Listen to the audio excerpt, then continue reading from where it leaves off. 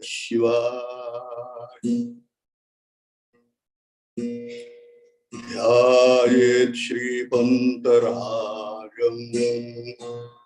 गुरुवरमतुलं श्यामलं भव्यभालं गम्भीरं कुमार्यं सिद्धशुभवसनं मुक्तकेशं परेशं शान्तं व्याघ्रादिनस्थं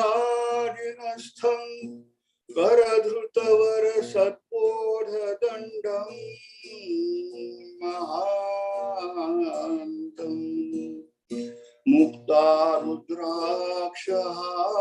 मुक्तारुद्राक्षहारं सरसिजनयनं दिव्यगात्रं पवित्रं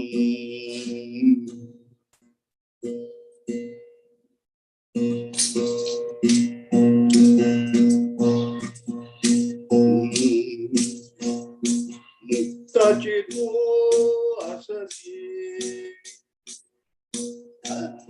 मुक्तचितो अससि मूढा व्यर्थचिका भ्रमसि मूढा व्यर्थचिका भ्रमसि मूढा व्यर्थचिका भ्रमसि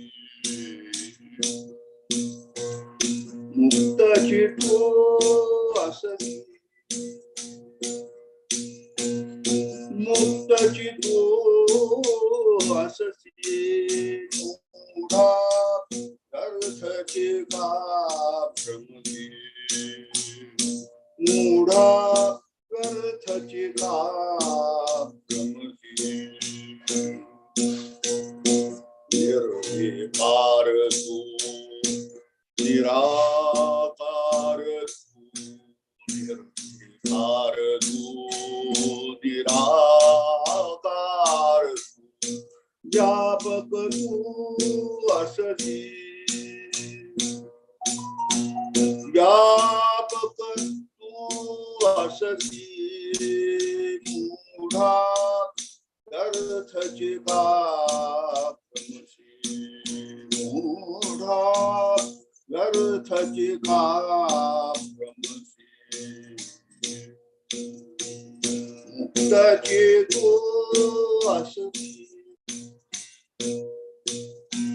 मुक्तचितो अससि मूढा व्यर्थचिका भ्रमसि मूढा व्यर्थचिका भ्रमसि नाही तुझरा पाप पुण्य नाही तुझरा पाप पुण्य स्वरूपी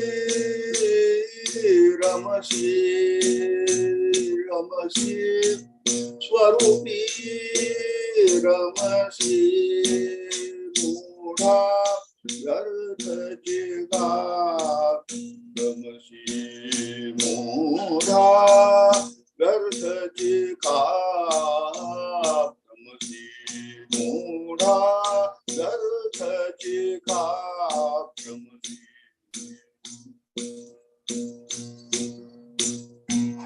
मुक्तचितो अससि मुक्तचितो अससि मूढा व्यर्थचिका भ्रमसि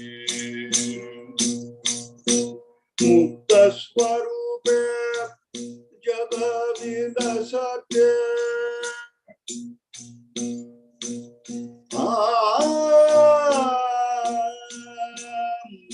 मुक्तस्वरूपे प्रेम जगविलसते दत्त प्रेम रसी दत्त प्रेम रसी दत्त प्रेम रसी मूढा अर्थची का प्रमसी मूढा अर्थची का प्रमसी त्याची तू असती मुक्ताची तू असती मूढा अर्थची का प्रमसी मूढा अर्थची का प्रमसी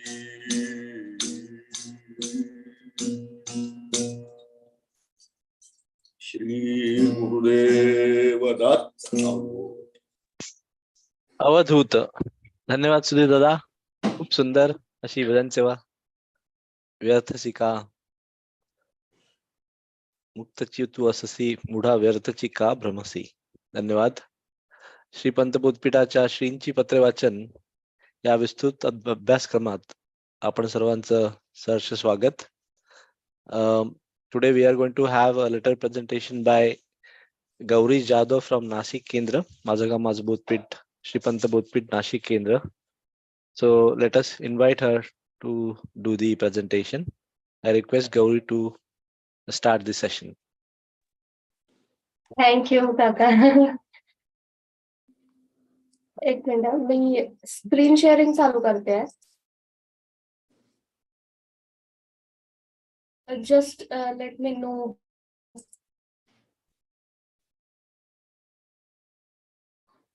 स्क्रीन विजिबल आहे ना सगळ्यांना? हो, आहे. ओके, चालेल. सगळ्यांना सगळ्यात पहिले खूप छान good morning. Like we have a very charming morning every time. And luckily पुण्यात पाऊस नाही आज. And it's very like sunshine. So I'll start. माझ्या सर्व प्रेमळ गुरुबंधूंना आणि माननीय मान्यवरांना पंतमय प्रेमाचा सादर प्रणाम. आज श्री पंत बोधपीठ श्रींची पत्रे वाचन अभ्यास वर्ग श्री पंत बोधपीठ केंद्र नाशिक तर्फे मी सगळ्यांचं मनपूर्वक स्वागत करते. तर आज पत्र क्रमांक 89 हे आपल्याकडे आहे आणि आज आपल्याला त्याचा अभ्यास करायचा आहे. So will proceed further. तर सगळ्यात पहिले पत्र एकदा आपण वाचून घेऊया. Will read this letter at once and then step by step will go further so that we can take an idea.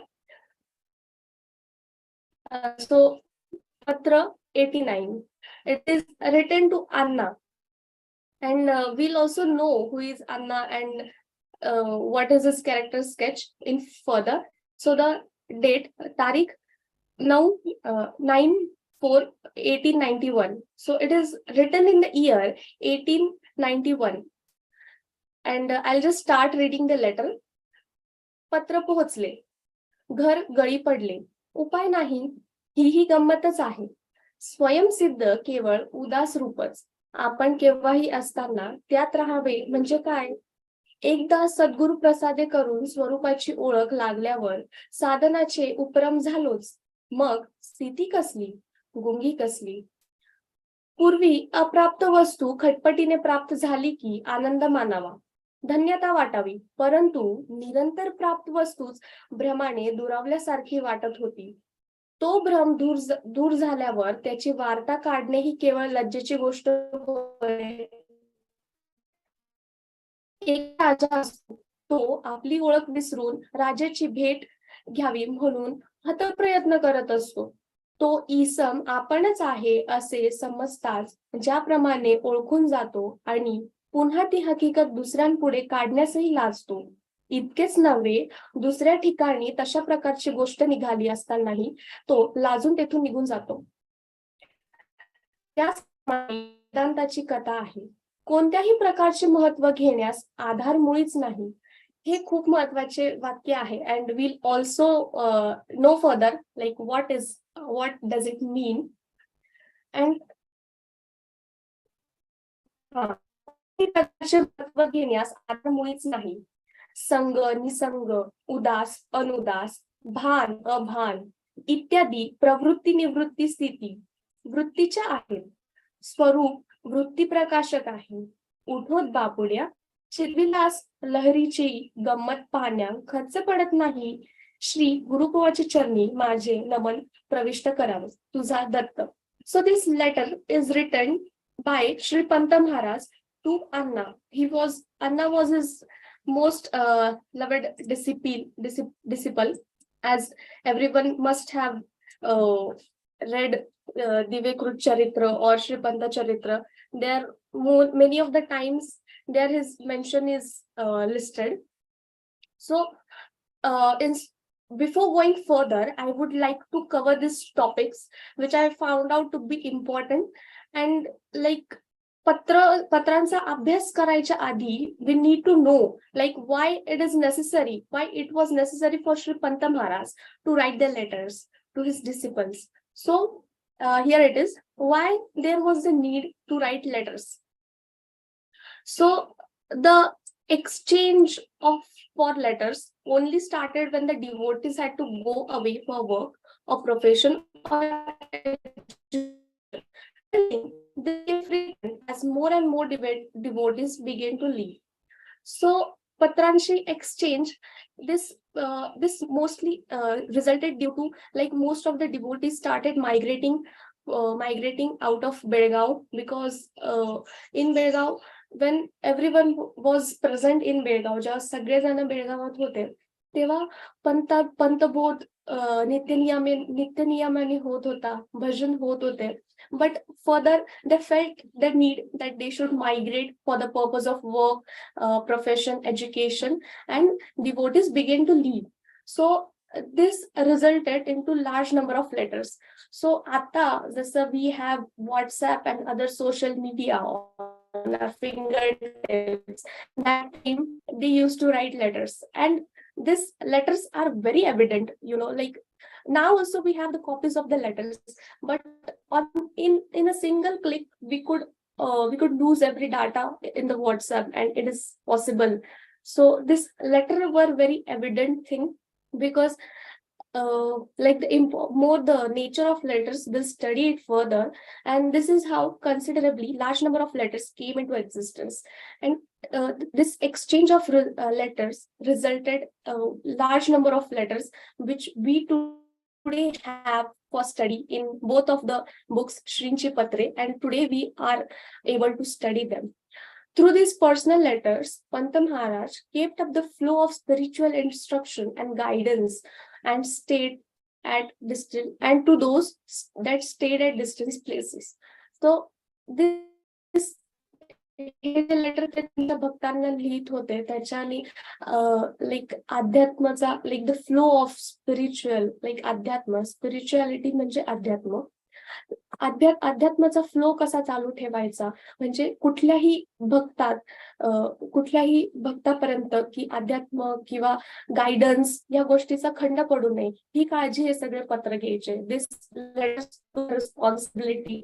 And Panta Maharaj made sure that his devotees mustn't feel distant due to like they are migrated in other city or in other state. So the language, म्हणजे पत्रांमध्ये असलेली भाषा कशी होती. So the language was very soft and loving. Obviously पंतांची त्यांच्या भक्तांप्रती एकदम like ह्यांचे उदाहरण आपल्या पंत चरित्रात वगैरे खूपच आहेत. Like they were very loving and caring towards all their disciples, and hence the language there is very soft, loving, full of concern, very sharply admonishing, and even sarcastic. So as we all know, Panta Maharaj was himself a teacher of English, and there were also letters written in English, and his literature was also very prolific. So, and while studying, I came across that the way he wrote the letters were really hard to understand. Even the Marathi is hard to understand in this, and the Marathi used in these letters is the old type of Marathi. So it is very hard to decode it. Like the Marathi which we use today is much more easy to understand, but the Marathi used here, it is very hard to understand and hard to decode.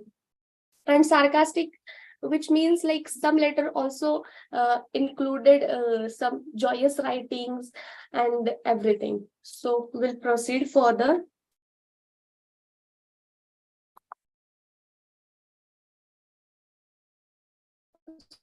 So it is further, it is main thrust of letters. म्हणजे पत्रांचा मूळ context काय होता.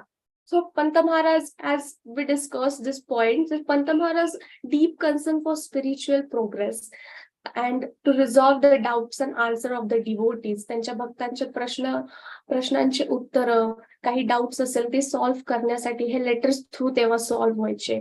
To give them Advaita Bodh, to advise them about how to sail safely and courageously across the ocean of worldly life. Worldly life अर्थातच it is the which means they have compared the ocean and the materialistic world, that we have to sail safely. म्हणजे आपल्याला आपली नाव ही safely and courageously घेऊन जायची आहे in order to survive in this materialistic world. These letters help to fill in the gaps with regard to events. Letters gave feelings and reactions which was expressed frankly, and patran through like विविध घडामोडींचा update पण देता यायचा भक्तांना, आणि जे तर काही जवळचे सलगीचे भक्त होते त्यांना अशा प्रकारचे पत्र जास्त लिहिले जात होते. So some letters read like miscellaneous articles. Miscellaneous articles as in they were hard to understand and hard to articulate in that context, which we discussed. Like some letters had a really hard language, like, and like at that time people were used to with this type of language, so it was normal for them and hard to study and difficult for studying to us. So some letters read like miscellaneous articles except for the personal and loving tone. आणि काही पत्रांमध्ये तर obviously प्रेमाची भाषा होती की त्यांच्या भक्तांविषयी त्यांचं प्रेम. And some letters voice anxiety at the long distance of the devotee, while others there is eagerness and pleasure. तर अजून काही पत्रांमध्ये भक्तांविषयीची काळजी होती, anxiety and long distance, and rest of the letters depicted eagerness and pleasure on receiving. Like he was very content that his devotees are also today in contact, and they are been writing letters. So this is Panta Maharaj's handwriting in Modi scripture, which was used ancient in 18 to 90s maybe.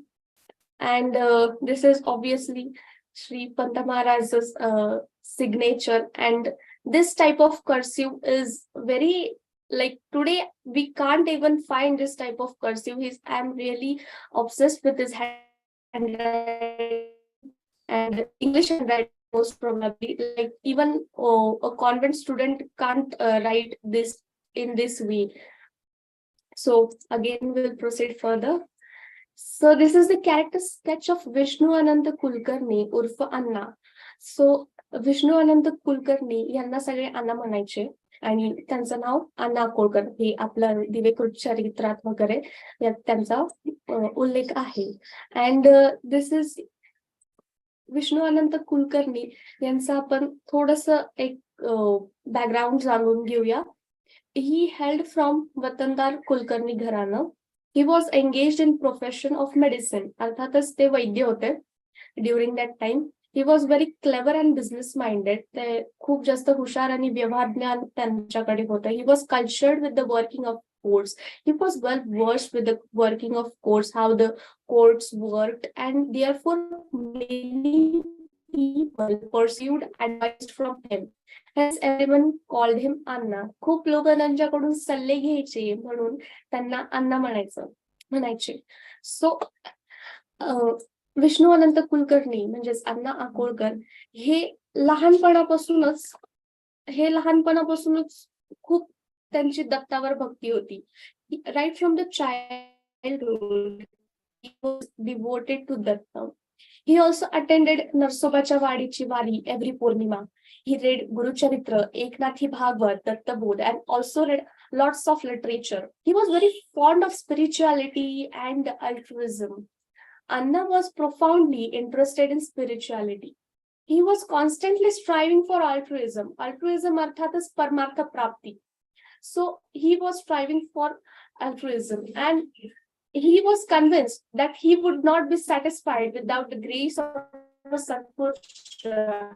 Hence, he was always in search of Satpurusha. म्हणजे त्यांना हे माहित होतं की कुठल्या तरी सत्तेविना आपल्याला परमार्थ प्राप्ती काय होणे शक्य नाही, म्हणून ते नेहमीच त्याच्या शोधात असायचे. सो आता पंत महाराज आणि अण्णा कसे येते बरं? सो त्यांचे खूप जास्त दृष्टांत आहेत आणि खूप सुंदर दृष्टांत आहेत जे दिव्यकृत चरित्रात दिलेले आहेत. बट स्टील ते firstly for very first time how they both got introduced, will see to it.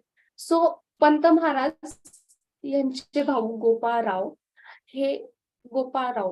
म्हणजे पंत महाराजांचे भाऊ गोपाळराव यांचे स्नेही मित्र होते. कोण? रामभाऊ.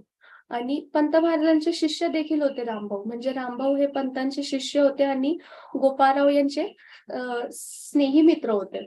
तर Rambhau he was in Akola working as a private teacher. तर ते प्रायव्हेट टीचरचं काम करत होते सावकारांच्या घरी. तर ड्युरिंग दॅट टाइम सावकार वर this both brothers, Vishnu Anant Kulkarni आणि विष्णू हरी कुलकर्णी. तर तेव्हाच्या काळात हे दोघं सावकार होते. अँड रामभाऊ त्यांच्या मुलांना शिकवायला जातं. He taught their students. So what happened once is Gopalrao हे रामभाऊंना भेटायला अकोळला गेले आणि तिथे झाली त्यांची, हे दोघं जे भाऊ होते, दोघं सावकार भाऊ, त्यांच्यासोबत त्यांची ओळख झाली. अँड जसं आपण पाहिलंच की अण्णांना दत्तांप्रती खूप जास्त भक्ती होती. ते नेहमी त्यांची खूप ओढ होती तिकडे.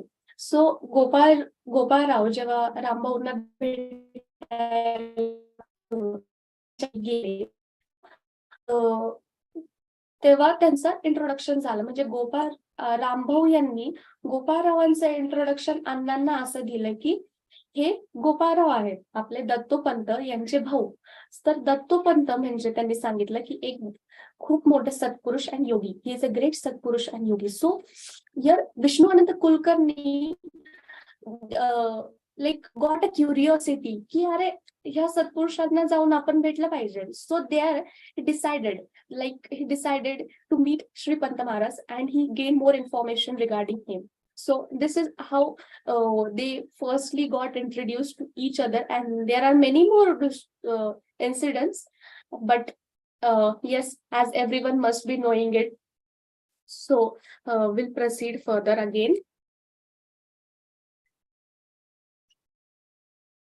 Now here it is the background of the letter. Patrachi Pashvabhumi.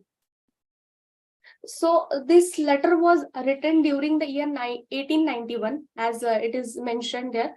And this letter, specifically this letter, I mean the letter number 89, it doesn't have any specific mention in Divyakrut Charitra, as the time period of 1890 to 1893 can be called as golden period, as Panta Maharaj was blessed with good health and many of his devoted carried away themselves in Sadguru's bhajan seva. During this 3.5 year, new 200 पद emerged. म्हणजे नवीन 200 पद हे दत्त प्रेम लहरी मध्ये add झाली, and they are queued and printed from पद number 200 to पद number 400.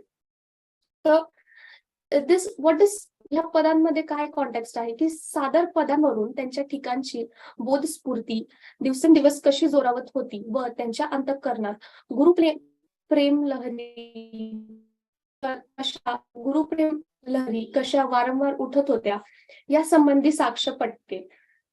The 47 letters. So during this period, 47 letters were written. The 47 letters which Sant Maharaj wrote are printed in Shrinchi Patre, letter number 70 to 106. So here we can see this letter number 89 is not specifically mentioned here.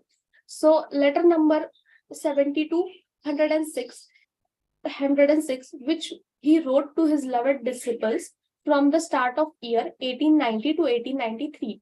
So Patra Kramank 70 to 116, these letters were written in the period of 1890 till the end of 1893. This letter depicts the preachings given to the disciples, which subtly guided them towards the right path in Prapancha and Paramartha. So ह्या पत्रांचं मूळ काम काय होतं की आपल्या म्हणजे डिसिपल्सला like भक्तांना like it guided towards the path of प्रपंच, म्हणजे प्रपंच साधून परमार्थाकडे कसं जायचं. दिस इज व्हॉट दिस लेटर. काही पत्रांच्या स्वानुभव स्थिती निदर्शक असा मजकूर आलेला आहे. त्यावरून त्यांच्या ठिकाणी आत्मानुभवाची परिपक्वता कशी होत गेली याचाही सुगावा लागतो. अण्णा व रावजी यांना लिहिलेल्या पत्रात अत्यंत सलगीचे बोध व स्वानुभव ही ठळकपणे व्यक्त झाली आहे. म्हणजे ह्या इन दिस लेटर्स इन्क्लूड पंतांचा स्वानुभव, लाईक हिज पंत महाराजा's own self experiences which is conveyed to his devotees through the letters, so that the devotees will be also aware to gain self experience through the path. So next slide we have these are the hard words actually, but we will go through it when we get to the meaning of the letters. म्हणजे जेव्हा आपण पत्राचा भावार्थ घेऊ त्याच्या parallel will go through the hard words and I'll explain it. And this letter is really very hard to understand, so it is my request to all the mentors, like if anywhere I go wrong or anywhere I made mistakes, just let me know, because this is difficult to understand and it was difficult to study. So it is my request, and due to Sudhir Dada and with other mentors, it became easy for me to understand and to decode this letter. And yes, I'll proceed further. So in the very first paragraph of the letter, it is mentioned की पत्र पोहोचले, घर गळी पडले. घर गळी पडले याचा अर्थ like as we don't have the previous letters connection, we can't depict like what is given, but as per the Divekar Charitra, it is mentioned that Pant Maharaj, like Anna Akolkar, invited Pant Maharaj to stay over in his house, in his place. So that must be the relevance here. पत्र पोहोचले, घर गळी पडले, याला उपाय नाही. As Pant Maharaj lived at Anna Akolkar's house, so ही गंमतच आहे. And further it is mentioned like स्वयंसिद्ध केवळ उदास रूपच, आपण केव्हाही असताना त्यात राहावे. So if we are aware of our inner self, which is self-explanatory, self-evident, then we are on our own. So here inner self, अर्थातच inner self म्हणजे आपली आत्मा. So if we are aware of our inner self, which is self-explanatory, म्हणजे atma, it is self-evident. It doesn't need to be proved. It doesn't need to be concluded. It is just existing on its own. And if we get aware of our inner self, then we know that we are on our own, and our mind is apart and unaffected from the materialistic world. Like then our mind remains unaffected from the other materialistic world. So स्वयंसिद्ध, स्वयं म्हणजे आपण, we, us, our inner mind, आणि सिद्ध म्हणजे असणारे. So स्वयंसिद्ध, स्वयं स्वयंसिद्ध, स्वयंसिद्ध केवळ उदास रूपच.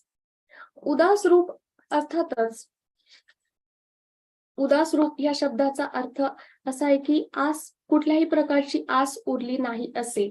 No hopes left. So it tells us that when we are on our own, जेव्हा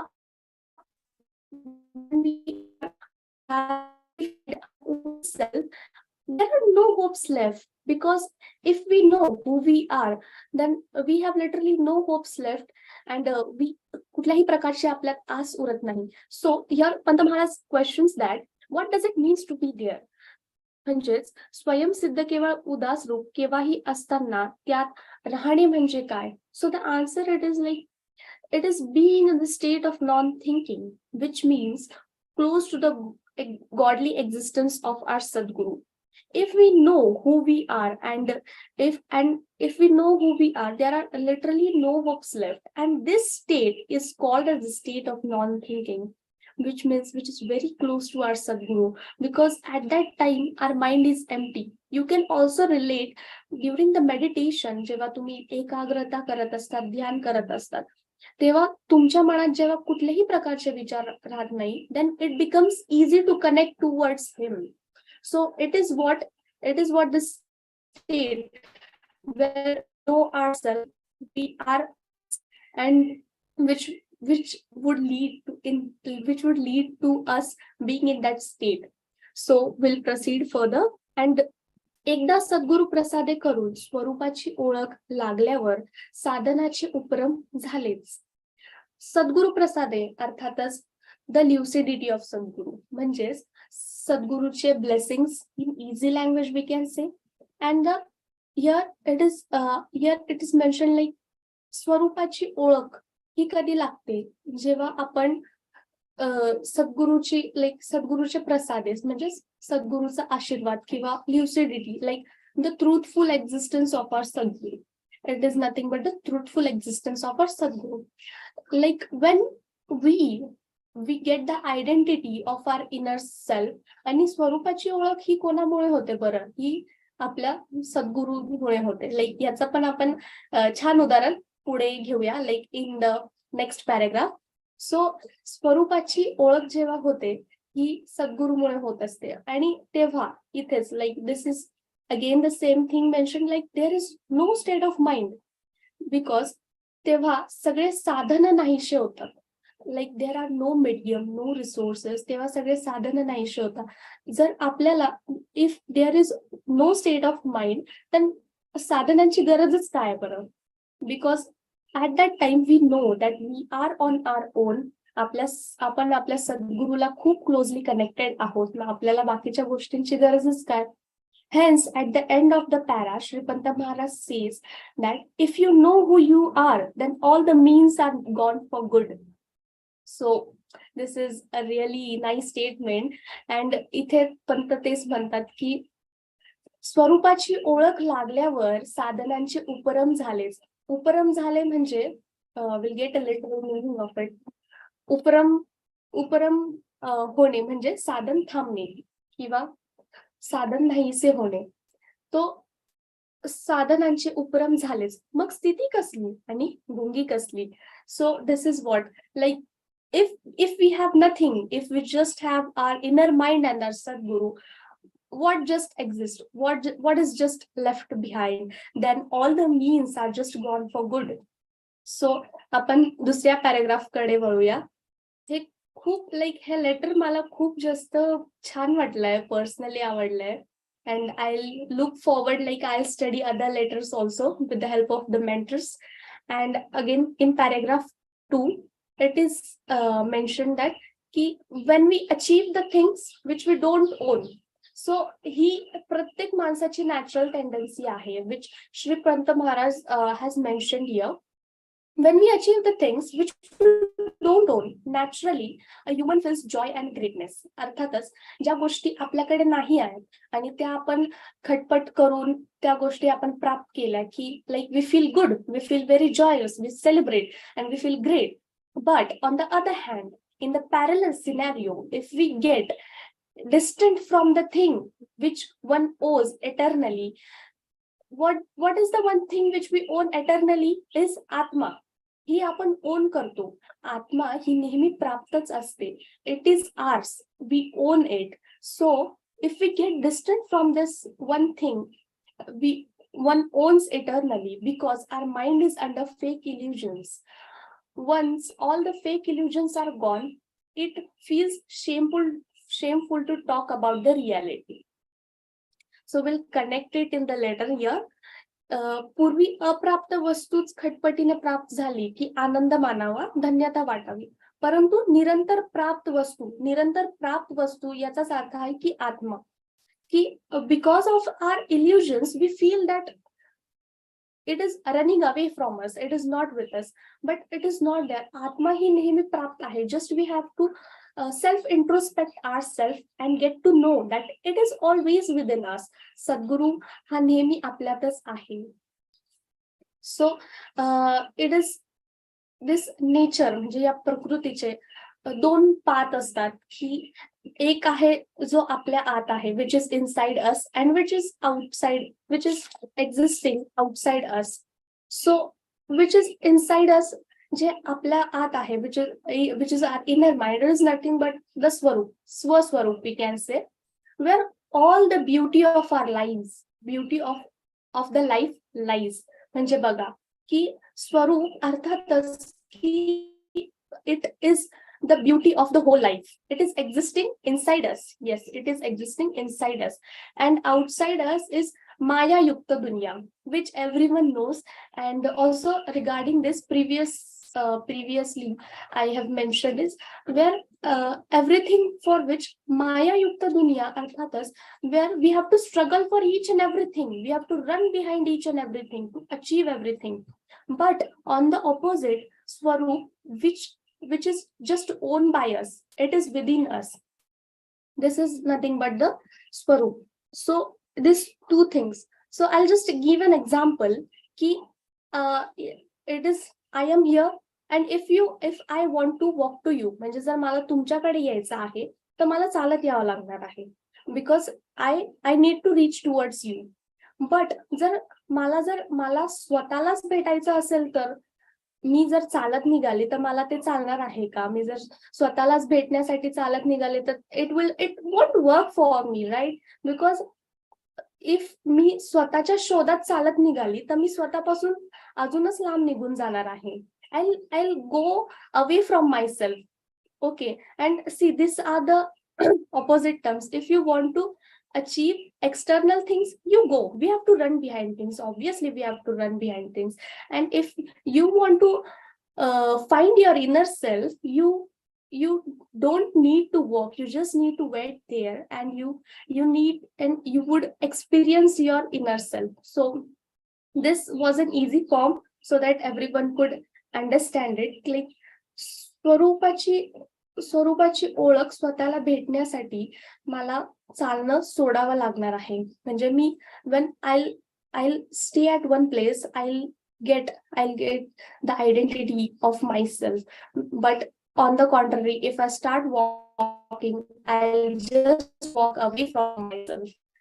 So yes, I think it is more clear for you. And it's key when, and if sometimes it feels like we are in fake illusions, that some things like the inner mind is not with us, but it is just because of our illusion. तो आपला भ्रम आहे. And the inner mind, which is always with us, because of the illusions we feel that we are disconnected towards it.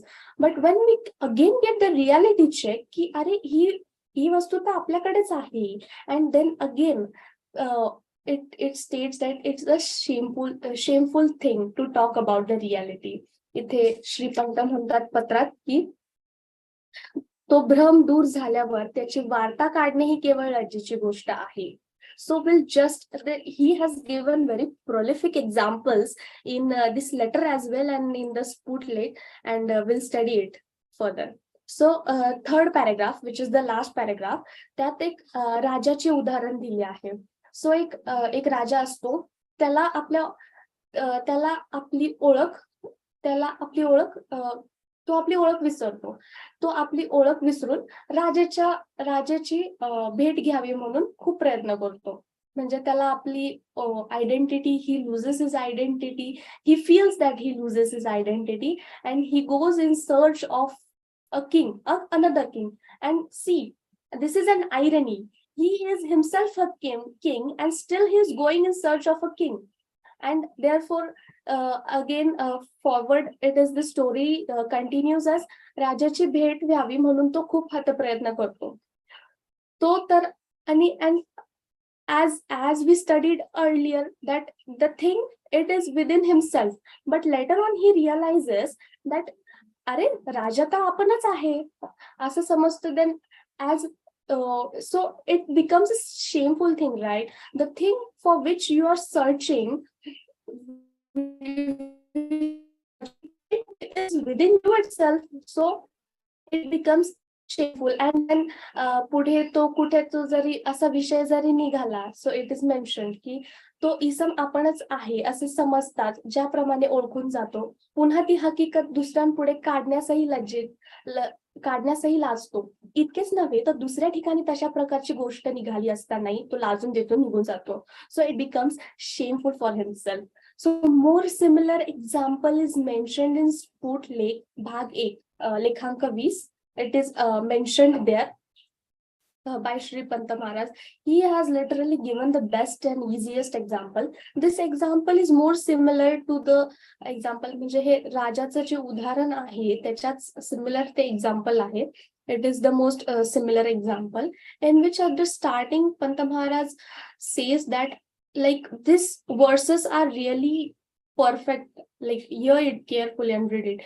Like आत्मा नेहमीच प्राप्त आहे, अविद्येच्या योगाने अप्राप्तता भासते. जेव्हा जेव्हा अविद्या समूळ नाहीशी होते तेव्हा तेव्हा तो मिळालासा वाटतो. So the example is, I'll continue with the example and then relate it here. की तिथे एक I'll tell that example in Marathi itself, so it would be easy to understand and easy to catch up. So एक स्त्री असते and एक मी गृहिणी जशी की शी इज एंगेज्ड, ती तिच्या कामात एंगेज्ड असते, सकाळचं सगळं आवरणं अँड सकाळी जसं प्रत्येक गृहिणीला कामं असतात, झाड लावून करणं, गरम पाणी लावणं, हे ते, आणि ती तिचं काम आवरून ती तिचा चेहरा धुवायला, ब्रश करायला, त्याच्यात खूप मराठी शब्द दिलेला आहे, I am avoiding to use that, but हा ती तिचं चेहरा तोंड वगैरे धुण्यासाठी ती जाते. आणि तिच्याकडे खूप एक्सपेन्सिव्ह अशी नथ असते, त्याच्यात छान असा डायमंड असतो. अँड ती जशी प्रत्येक स्त्रीला तिची सगळी ज्वेलरी खूप जास्त प्रिय असते, त्याचप्रमाणे या स्त्रीला पण आहे ती ज्वेलरी खूप प्रिय. सो काय ती करते की ती नथ काढून आहे ना तिच्या मंगळसूत्रात अडकवते, की ही नट कुठेही मिसप्लेस होऊ नये म्हणून ती नट सांभाळून ठेवते ऑलरेडीच आधीच. सो ती तोंड वगैरे धुते आणि परत त्यानंतर तिचा स्वयंपाक, नवऱ्याला शेतात पाठवणं, मुलांना शाळेत पाठवणं, हे सगळे कामं करते. अँड देन शी रिअलाइजेस की माझी नथ हरवली आहे. अँड शी गोज ऑन की सगळीकडे शोधते and she goes on searching, सगळीकडे नथ शोधते. शेजारीन जी असते, शेजारच्या आपल्या नेबर्सचं खूप लक्ष असतं, म्हणून शी वेंट, तिला विचारायला गेली की अगं तू माझी नथ पाहिली का सकाळपासून. आणि ती पण म्हणते नाही मी पाहिलीच नाहीये. सगळीकडे बघते, घरातला केर कचरा काढते, पण नथ काही कुठे भेटेना. अँड देन संध्याकाळी जेव्हा तिचा नवरा घरी येतो, and she was very like, ती खूप रेस्ट्रिक्ट करते की अरे how should I tell him that I have misplaced an expensive ornament of mine. Then तिचा नवरा घरी आल्यावर चहा पाणी देते. अँड देन शी डिसाइडेड की ती सगळी हकीकत त्याला जाऊन सांगणार. अँड तिचा नवरा मग तिच्या नवऱ्याला ती सांगते आणि की असं असं झालंय सकाळपासून, अशा सगळा दृष्टांत त्याला व्यवस्थितपणे सांगते. आणि मग तिचा नवरा म्हणतो की तिचा नवरा पहिले तो खूप हसायला लागतो आणि तिला काही समजतच नसतं. आणि मग तो तिला घेतो आणि आरशासमोर जाऊन उभा करतो. आणि मग तो तिला म्हणतो की हे बघ, नथ तर तुझ्याचकडे आहे, तुझ्याच गळ्यात आहे. मग तिला खूप असं लाजिरवाणं झाल्यासारखं होतं. लाईक शी बिकम्स व्हेरी शाय. तिला खूप हेजिटेट होतं की अरे, ही तर माझ्याकडेच होती, पण मी सगळ्या गावाला I asked every Tom Dick and Harry, I went through the village, I asked my neighbour, I washed the house out and कचरा वगैरे काढला, सगळं काही केलं. आणि तिला ते खूप आहे ना शेमफुल वाटतं की ती वस्तू माझ्याकडे होती म्हणून. And then this example depicts. आणि जेव्हा त्या स्त्रीला तिची तथ सापडते तेव्हा ती तेच म्हणते की अरे, मोठी माझ्या जवळच असून विनाकारण भ्रमात एवढा अट्टहास केला. भ्रम, that is the main point. भ्रम, इल्युजन. तिला तेच इल्युजन झालं असतं की ही नथ आपल्याकडून हरवली आहे. तिला she didn't had any idea that it is within herself. So here the relevance is given as such that की नथ अर्थातच आत्मा आहे. आणि आत्मा ही कधीच अप्राप्त नसते. आत्मा ही नेहमी प्राप्त असते. आत्मा अप्राप्त केव्हा होते बरं? ती अविद्येमुळे अप्राप्त होते. अविद्या म्हणजेच की इग्नोरन्स, लॅक ऑफ नॉलेज. अविद्येने ती अप्राप्त होत असते. आणि नथ अर्थातच ह्याला आपण मेटाफर जोडू शकतो. Like it is a metaphorical story actually. नथीलाच आपण मेटाफर जोडू शकतो की कधीपणाचा अहंकार. कधीपणाच्या अहंकारामुळे आपण नेहमी आपलं आत्मस्वरूप विसरत असतो. अँड दॅट इज व्हॉट की नथ हा तिचा नथ म्हणजेच की कर्तेपणाचा अहंकार. त्यामुळे आपल्याला आत्मस्वरूप विसरल्यासारखे. Like we get into the illusion, like we don't have that thing because we get so much engraved and engaged in all those our daily conduct. And we just forget like the things are with us and within us, not with us, within us. So ह्या स्टोरीमध्ये तिचा नवरा अर्थातच सद्गुरू आहे, जो स्वस्वरूपाची ओळख करून देतो.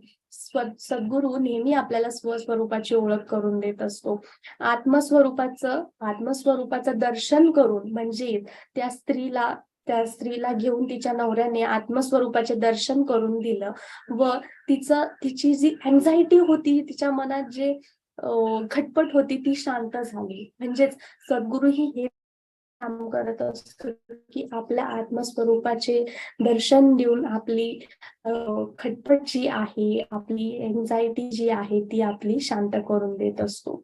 So this is what the example, and I consider like this example is the perfect key. Everyone should understand it, and this is the perfect example. It is mentioned in Sputnik भाग 1 लेखांक 20. So पुढे वळूया.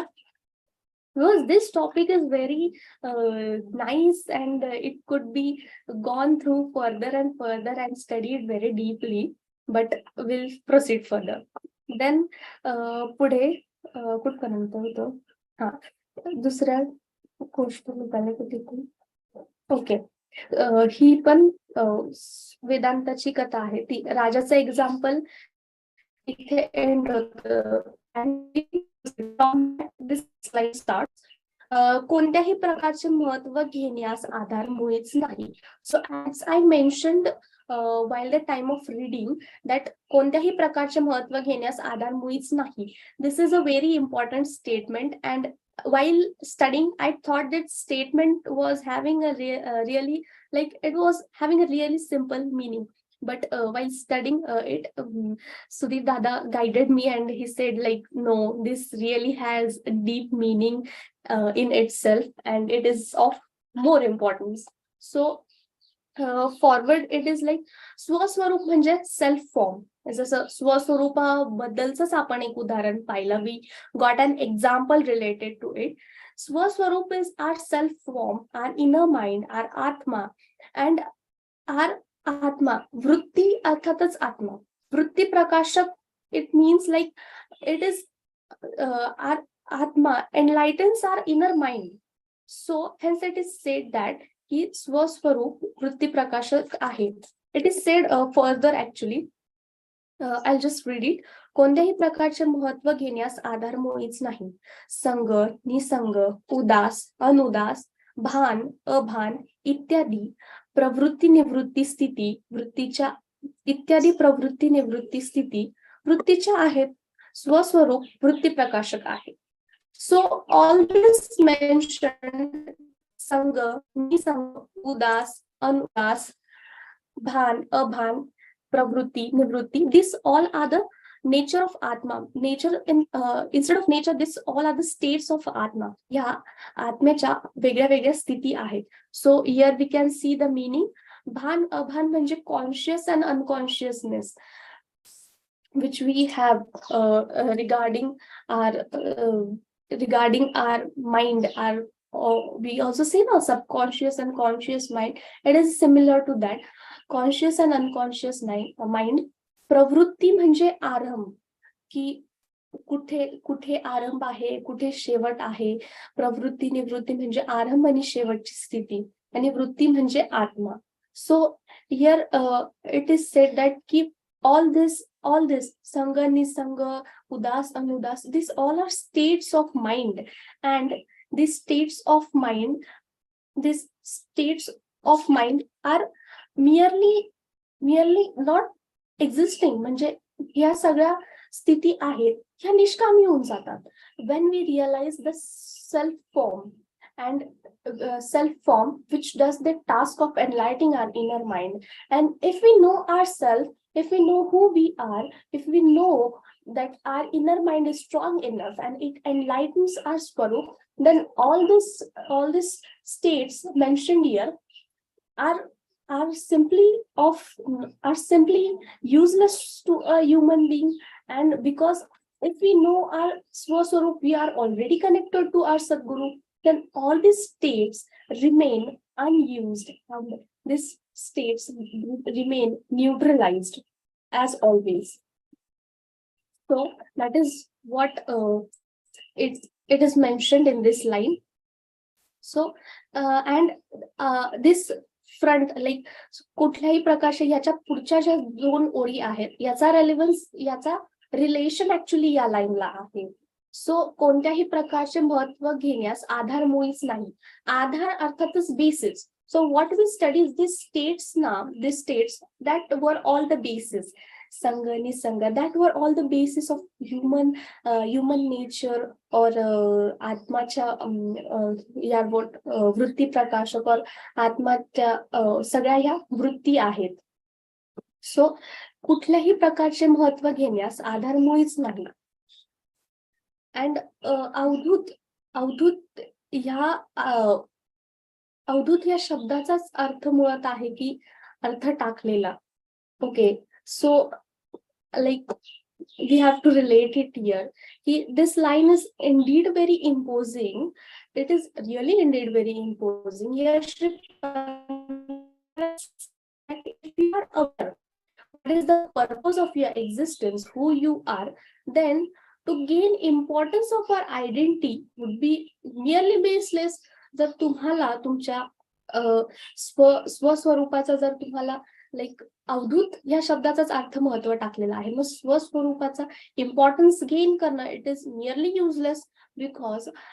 because all you have done, you know who you are, you know like what's the purpose of your existence, then what's the importance, like what's the importance, like what is the importance to gain importance for your identity, then it is merely useless to gain importance of your identity, which has already sacrificed all the bases which we have mentioned here. So I consider that it is more easy to understand for you. And lastly, Shiv Banta Maharaj says in the last two lines, actually, it is mentioned like Chidvilas Laharichi Gammat. चिदविलास लहरीची गंमत पाहण्यावर खर्च पडत नाही. So this is what, जेव्हा आपण आपण हे सगळे साधनं, ह्या सगळ्या ज्या साधना आपण आहे किंवा आत्माच्या वृत्ती, आत्माच्या स्थिती किंवा आपल्या inner mind, states of your inner mind which is mentioned here, we surrender all the states of mind and achieve our inner mind, then what is left behind? Only happiness, फक्त आनंदच उरतो त्या ठिकाणी आणि आपल्या सद्गुरूचा आपल्या सोबत असलेला प्रेझन्स, याच गोष्टी उरतात फक्त त्या ठिकाणी. So that is what this is the word which is here mention की चिदविलास लहरी. सो चिद म्हणजे आनंद, हॅपीनेस, आणि विलास म्हणजे चैतन्याची वस्तू किंवा आराम. सो सद्गुरू व्यतिरिक्त, like irrespective of my Sadguru, there is nothing luxurious to me. Like the happiness, luxury, and the presence of my Sadguru is nearly equivalent to me. So चिदविलास लहरीची गंमत पाहण्या खर्च पडत नाही. सो जेव्हा when we attain all this thing right from the top, like from the para 1 to the para 3rd, when we attain all this thing, when we realize who we are, then what is left behind is just happiness, and just we have to watch, and it is priceless. याच्यात काही खर्च पडत नाही. We don't have to make any efforts, as we know that when we have to go in our outer self, we have to walk and we have to do struggle for everything. But here it is completely opposite. चिदविलास लहरीची गंमत पाहण्या खर्च पडत नाही. श्री गुरुबुवाचे चरणी माझा नमन प्रविष्ट करावे. So here all दिस आशीर्वाद श्रीपंत Maharaj take it and it is pondered upon. प्रविष्ट करणे म्हणजे अर्पण करणे, and it is pondered upon. तुझा दत्त. तर अशा प्रकारे हे पत्र आहे आणि हे खूप सुरेख पत्र आहे. And it is so, yeah, this slide actually I missed on the slide. So all this mention about states of human mind or states of atma, but these are useless. They would not matter as our inner mind doesn't need any destination. आपल्या आत्म्याला, आपली आत्मा ही प्राप्तच आहे, ती कुठे जात नाही, तिचं काही डेस्टिनेशन नाही. प्रवृत्ती निवृत्ती अर्थातच लाईक सुरुवात आणि अंतिम स्थिती, म्हणजे लाईक आत्मासाठी ही स्टेट एक्झिस्टच करत नाही. सो ह्या सगळ्या स्थिती मॅटर करतच नाही. सो स्वस्वरूप वृत्ती प्रकाशक आहे, which means our self form is sufficient to enlighten our inner mind. Our Atma is sufficient to enlighten our inner mind. In the last two lines, Shri Panta Maharaj concludes that by setting yourself free from the hollow woods. So again, it is metaphor used here. So setting yourself free from the hollow woods, arthatas, all the materialistic world or the outside existence or the fake illusions, we have to set yourself free from the hollow woods. Magas tumhala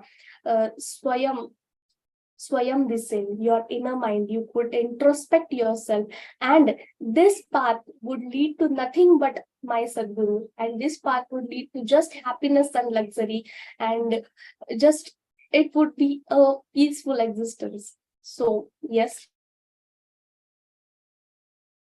I would further the point is and yes, here the letter ends, and yes, I have tried my best to explain the letter, and I really love this letter, and not only this, I would love every letter and would love to study every letter of my Sadguru.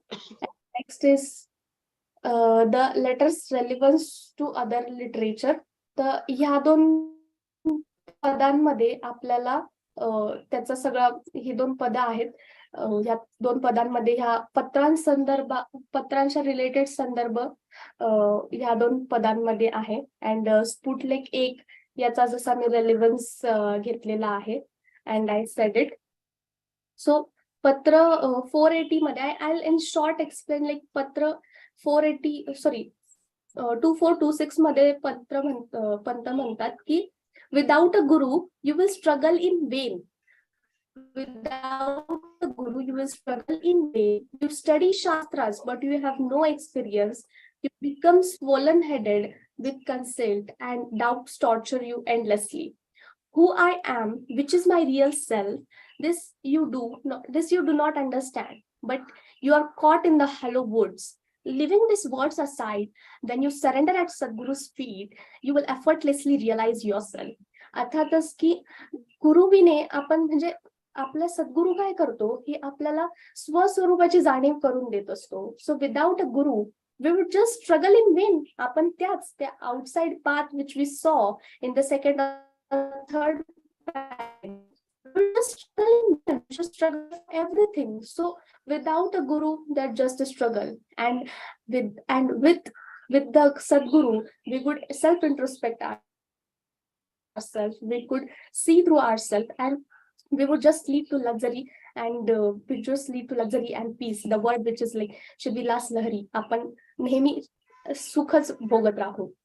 So next is principle, the Siddhant which is mentioned here. Here Shri Pant Maharaj frequently told that how discipline should how his disciple should be aware of who I am. म्हणजे या पत्रात पंत प्रत्येक paragraph मध्ये it is repeated की you need to know ki what is the purpose of your life, who you are, what is your responsibility. You should be aware of that, which is what is my he also emphasized on the idea of focusing on the inner mind, which we already own. Like the inner mind is already owned by us. Searching for the same in the materialistic world would just lead to despair. Like inner mind, if we go to search the inner mind outside the world, and obviously we are not going to get it, and we would run away from our inner mind, and this search would just lead to despair, grief, shock, we can say. Not shock, sorry, despair, grief, sadness in easy word. And the niyam which I found relevant here is नियम क्रमांक 6, मनोविकार प्रबळ करण्याची सर्व साधने टाकावीत. कारण as our mind is our mind is distracting always, and so we should surrender all these agents which we studied here, which would lead ourselves to the state of thinking. As I mentioned earlier, the state of non-thinking is the godly existence. But all these agents which would take our mind to the thinking state of mind, we should surrender them. They are of no use, and they would just lead ourselves into despair. So next niyam is niyam क्रमांक 7, केव्हाही स्वानुभव सिद्ध गोष्टींवर विशेष लक्ष असावे. So as Pant Maharaj has completely mentioned that you should focus on self introspection, and you should focus on self. And again similarly पत्रांच्या माध्यमातून ते त्यांच्या शिष्यांना सांगायचे की तुम्ही स्वानुभवावर जास्त एम्फसिस करा, and it would lead to, कारण तुमचा स्वानुभव हा तुमच्या सोबत आहे, हा तुमच्या सोबतच राहणार आहे. सो स्वानुभव या गोष्टींना जास्त इम्पॉर्टन्स दिलेला आहे या पत्रांथ्रू पण. सो केव्हाही स्वानुभव सिद्ध गोष्टींवर विशेष लक्ष असावे. And concluding, I would like to tell that the impact of such first-hand personal narrations is always, and to that extent, letters complete the portrait of his remarkable saint in our mind. As like a close-up shot camera, they reveal many a subtle point of beauty of feature and expression. So हे पत्र मी जसं स्टार्टिंगला पण म्हणलं की हे पत्र पंतांनी स्वतः लिहिलेलं आहे, अँड त्यांचे स्वतःचे बोध त्या पत्रांतून फ्लो होत आहेत. And it is the best example की आपले सद्गुरू किती प्रोलिफिक रायटर होते, अँड त्यांचे पत्र आजही आपल्याला त्या पत्रांचा अभ्यास करण्यासाठी आपल्याला डबल क्वांटिटी मध्ये अभ्यास करावा लागतं. Like I experience this during studying letters. So they reveal many a subtle point of beauty and picture of expression. Rich indeed has been Pant Maharaj's literary creations. The seed earlier which was sown years earlier by Sri Bal Mukunda, today we only try to gather as much of his harvest, and we try to fill our granaries, and the experience itself brings its own reward in a feeling of quiet happiness that leaves behind.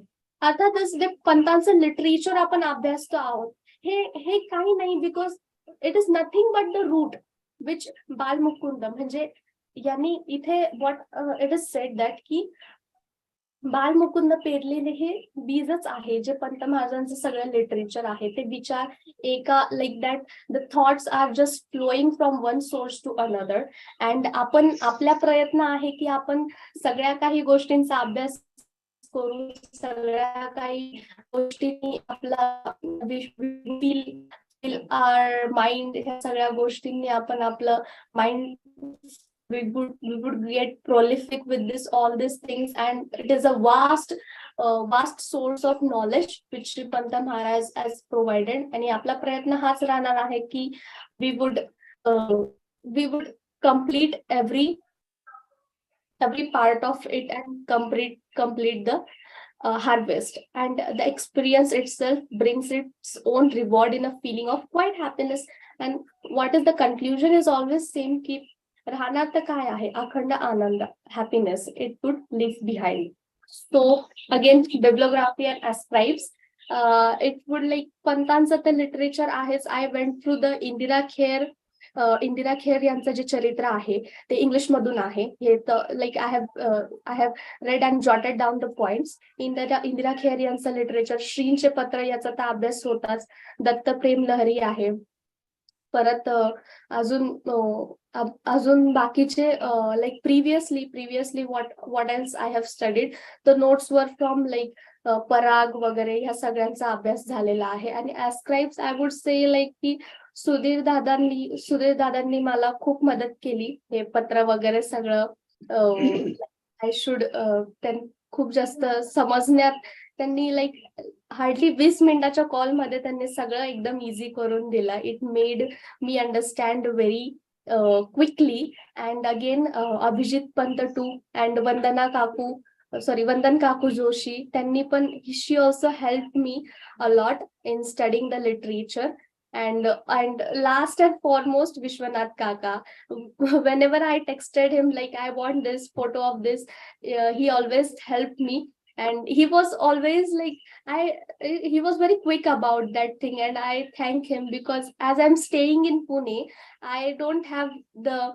पंतांचं वाङ्मय जास्त हँडी नाही आहे मला like प्रत्येक वेळेस घरून photo and also he was very quick in that and he help me so सगळ्या मेंटर्सला खूप जास्त थँक्यू आणि काही चुकलं असेल सो प्लीज मेन्शन की दिस वॉज रॉंग और this should be like this please mention so that I could improve and I could make changes accordingly I hope so की हे तुम्हाला समजण्यासाठी इझी असेल सगळं and really thank you Shri Gurudev Datta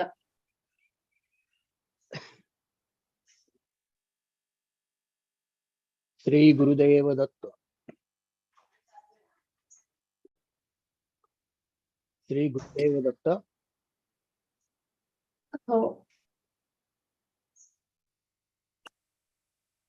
पत्र क्रमांक 89 गौरीताईंनी आपल्याला खूप विस्तृत आणि अभ्यासपूर्ण इंग्लिश आणि मराठी या दोन्ही भाषेमध्ये सादर केलं आम्हाला समजून सांगितलं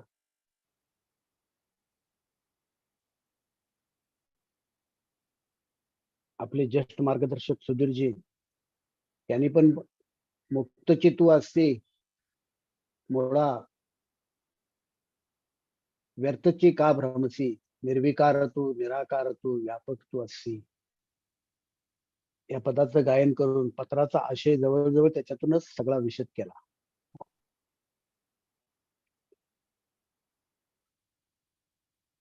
तर प्रथम पॅराग्राफ जो आहे त्या प्रथम पॅराग्राफ मध्ये पंत महाराजांनी हेच सांगण्याचा प्रयत्न केलेला आहे की स्वयंसिद्ध असे आत्मस्वरूप आपण असताना त्याच्यातच राहावे म्हणजे काय राहतोच आपण त्यातच आहोत पण भ्रमानं आपल्याला आपण तिथे राहत नाही आपण कुठेतरी या दृश्य जगामध्ये राहतो असं वाटतं तो भ्रम दूर करण्यासाठी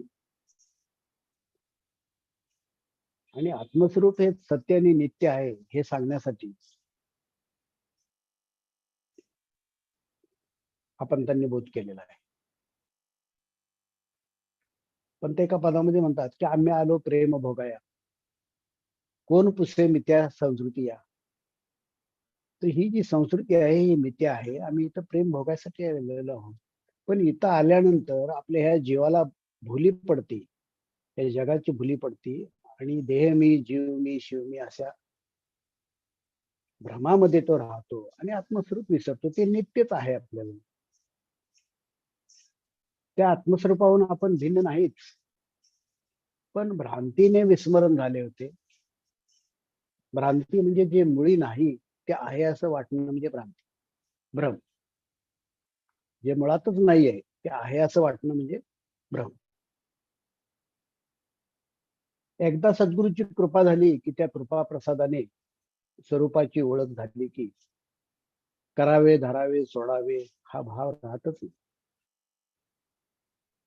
यम नियमादी अष्टांग योगाच्या शिडीची गरजच राहिली नाही. म्हणजे साधनांची गरज राहत नाही. साधनांची उपरम असा शब्द पंतांनी म्हटले तर म्हणजे साधनांची आता गरजच राहिली नाही. आणि मग उपरम म्हणजे उदासीनता, विरती, वैराग्य जे टाकावं धरावं ते सहजच त्याचं सोडणं सहजच होऊन जातं. ही सहज स्थितीची गुंगी सहजच आहे आणि हीच गुंगी आहे. गुंगी कसली असे महाराजांनी म्हटले तर ही गुंगी सहज स्थितीची गुंगी. एखादी वस्तू पुढच्या पॅरेग्राफमध्ये म्हणतात एखादी वस्तू खटपटीने कष्टाने मिळाली की धन्यता वाटते. आपण व्यावहारिक जगामध्ये स्वकष्टानं किंवा या जगामध्ये मोहित होऊन असं व्हावं तसं व्हावं, धनसंपत्ती, पैसा अडका, वैभवात राहावं असं होतं आणि त्याप्रमाणे आपण खटपट करतो आणि त्याप्रमाणे धन्यताही पण वाटते.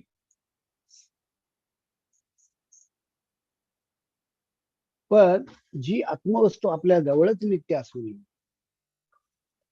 भ्रमाने जवळ नाही असे वाटते आणि सद्गुरु कृपा झाली की ती आत्मवस्तूच आपण आहोत हे सत्य आणि नित्य आहे असं कळल्यानंतर त्या निश्चिंतीने तो भ्रम नाहीसा झाला. सद्गुरु बोधानं तेच तू आहेस या तत्वमशीच्या बोधानं तो भ्रम नाहीसा झाला की अरे आपण मुळातच तेच आहोत, पण आपण स्वतःला जीवशिव जग मानत होतो ह्याची लाज वाटू लागते. म्हणून पंतांनी पुढे राजाचं उदाहरण दिलेलं आहे की एखादा राजा आपली ओळख विसरून दुसऱ्या राजाची भेट घ्यावी म्हणून प्रयत्न करत असता जाणत्याने म्हणजे सद्गुरूने जाणत्याने म्हणजे खरोखर ज्यांनी जाणलेलं आहे की हे जग मिथ्या आहे आणि सत्य आणि नित्य काय आहे अशा जाणत्याने तुम्ही राजेच आहात असे म्हणून सांगतात त्याची ओळख लागून ती गोष्ट परत कोणालाही सांगण्यास लाज वाटते. किंवा अशी गोष्ट जर बाहेर कुठंतरी निघाली तरी त्या गोष्टीची लाज वाटून आपण तिथून पळ काढतो, तिथे थांबत नाही. हा सर्व खेळ अवस्थातीत आहे. म्हणजे अवस्थामधला हा खेळ आहे. अवस्थातीतास याचा पत्ताच नाही. अवस्थातीत होणे म्हणजे सद्गुरूच्या बोधानं आपण ह्या अवस्था लंडून पलीकडे जाणे, जागृती, स्वप्न, सुषुप्ती ह्या अवस्थांच्या अतीत होणे, तुर्यावर जाणे, तुर्यावरून उन्मनी जाणे. मग त्यावेळेला आपल्याला ती पूर्ण ओळख होते आणि मग आपल्याला वाटायला लागतं की आपण अगोदर जे स्वतःला जे समजत होतो ते सत्य नव्हतं, खरं नव्हतं. आणि ह्याप्रमाणे ह्या वेदांताची कथा आहे. आता इथं गौरीताईंनी आपल्याला कोणत्याही प्रकारचे महत्व घेण्याचा आधार मुळीच नाही हे खूप छान समजावून घेतलं. कारण आधार कुठे एखाद्या गोष्टीला काहीतरी असण्यासाठी त्याला अवलंबन असावं लागतं. तसं ह्या दृश्य जगताला किंवा आपल्या व्यवहारी अस्तित्वाला काहीच आधार नाही. शोधायला गेलं पंचमहाभूत सुद्धा नाहीशी होतात. पंचमहाभूतांना सुद्धा आधार नाही. मग पंचमहाभूतांना सुद्धा आधार कोणाचा तर त्या मूळ सत्तेचा, स्वरूपाचा आणि तेच म्हणजे परत फिरून आत्मस्वरूपात मध्येच आपल्याला जाऊन संग निसंग म्हणजे संगतीत असावं, संगतीत नसावं, उदास अनुदास उदासीनता अंगी असावी, अनुउदासीनता म्हणजे उदासीनता नसणे हवं असं वाटणं, सगळं करावं असं वाटणं, भान आभान आहे नाही इत्यादी प्रवृत्ती निवृत्ती स्थिती वृत्तीच्या आहेत. कारण हे वृत्तीतून स्फुरण झालेल्या गोष्टी आहेत, त्या वृत्तीच्या आहेत. आपलं स्वरूप हे वृत्तींना प्रकाशित करतो. वृत्त्योदय स्थितीलय प्रकाशक सद्गुरु बालमुकुंद असं पंतांचं एक पद आहे 540 क्रमांकाचं. त्याच्यामध्ये पंत महाराज म्हणतात की वृत्तींचा उदय करून त्याची स्थिती दाखवून म्हणजे त्याला तिथं खेळवून त्यांचा लय करणारा हा बालमुकुंदच आहे, तो सद्गुरूच आहे, तो आत्मस्वरूपच आहे. म्हणून श्री म्हणतात उठत बापड्या उठतील आणि आपोआप नेमतील. त्यांचा हा तो खेळच आहे. हा सर्व त्या बालमुकुंदांच्या सहज विलास आहे. त्याला पाहण्यास काय खर्च येत नाही. नाही पाहिलं तरी काय फरक पडत नाही आणि पाहिलं तरी काही फरक पडत नाही. पण हा खेळ अलिप्त राहून पाहायचा, त्याची आसक्ती धरून अडकायचं नाही.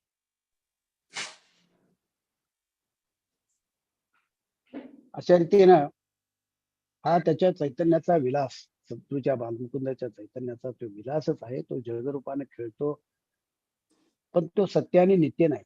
तो नित्य जन्माला येतो, नित्य त्याचा लय होतो. आपण कोण आहोत हे जीवबुद्धीने शोध गेल्यास आधार सापडत नाही. कारण दृश्यरूप जन्मून नाहीसे होणारे आहे.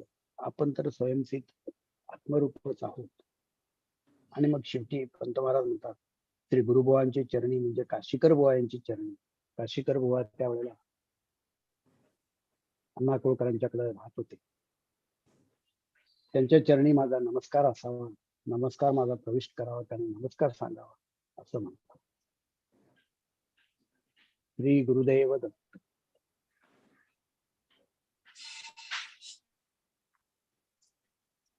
श्री गुरुदेव दत्त. सगळ्या प्रेमळांना नमस्कार. Let us congratulate Gauri for this excellent presentation on the letter 89 of Lord Sadguru Shri Pant Maharaj.